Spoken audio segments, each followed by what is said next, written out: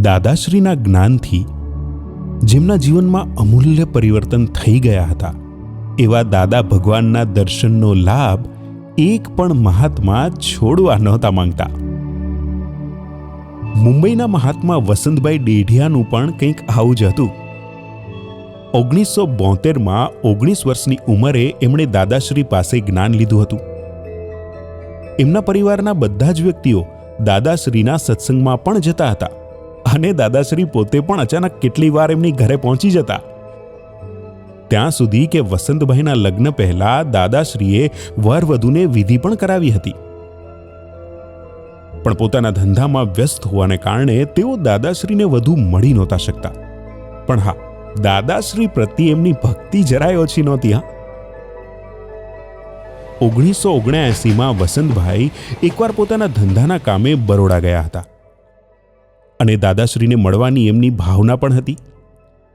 તે સમયે દાદાશ્રી પગનું ફ્રેક્ચર ઠીક થયા પછી રિકવરી માટે બરોડામાં જ હતા.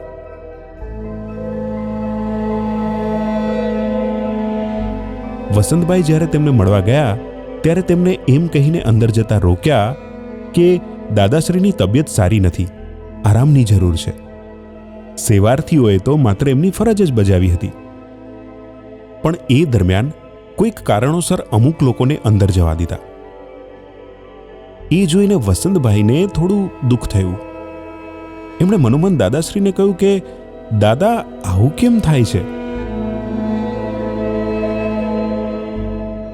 ત્યારે અંદર દર્શન કરવા ગયો તો જે આપણે હોય કે દાદાની તબિયત સારી નથી, કોઈએ દર્શન નથી કરવા જવાનું. અને એ ટાઈમ પર થોડુંક હર્ટ બી થયું કે ઓળખીતા કોઈ આવે ને તો એ અંદર જતા હતા.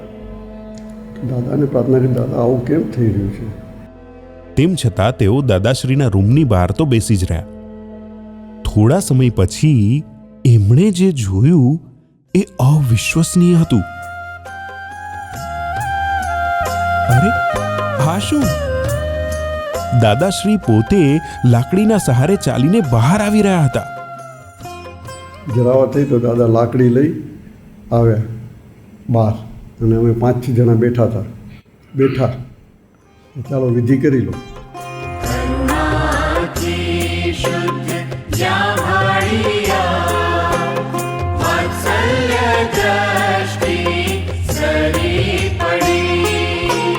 મુક્તિ મળે સર્વ જીવને, જા સિદ્ધ શિલાને અડી. બધા મહાત્માઓએ દાદાશ્રીના ચરણોમાં વિધિ કરી. વિધિ એટલે અખૂટ શક્તિઓ, આત્મજ્ઞાનમાં રહેવાની શક્તિઓ. અને વસંતભાઈને તો થયું કે દાદા સુધી મારા મનના ભાવ પહોંચી ગયા.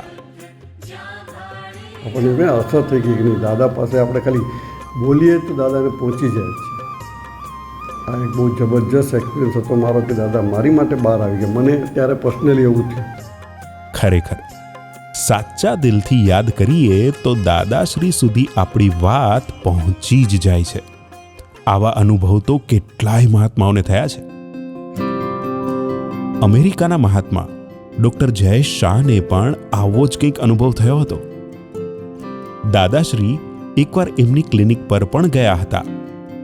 એટલે ઓફિસે આવ્યા પછી ડૉક્ટરની ખુરશીમાં બેઠા ને પછી મને કે તમે અમારા ડાક્ટર ને અમે તમારા ડાક્ટર.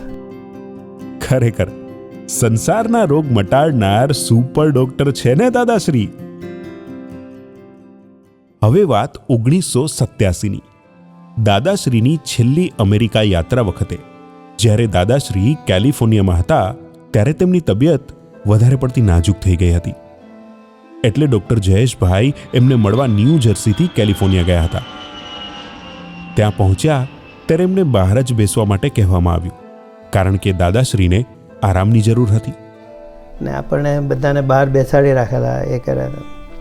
પછી મનમાં એમ થાય કે ચાલો દાદાને કંઈક જોઉં તો સારું, જોઈ લઉં તો સારું. એવું થયા કરતું.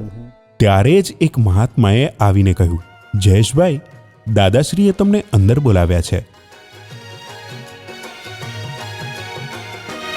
દાદા નમસ્કાર વંદન કરુણા ત્રિકા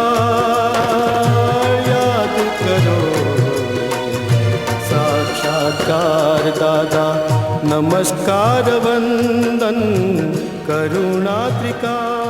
એટલે દાદા આવો ડાક્ટર કે તમે જોઈ લો, તમે તો જૂના ડાક્ટર છો, કે બધું બરાબર છે કે નહીં. એટલે મારા મનમાં જે ગડમથલ ચાલતી હતી તે દાદાએ પારખીને સામેથી મને બોલાવી.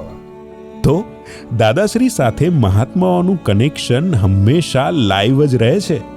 આપણે ગમે ત્યારે ગમે ત્યાંથી દાદાશ્રી સાથેનું આપણું લાઈવ કનેક્શન કરી શકીએ છીએ.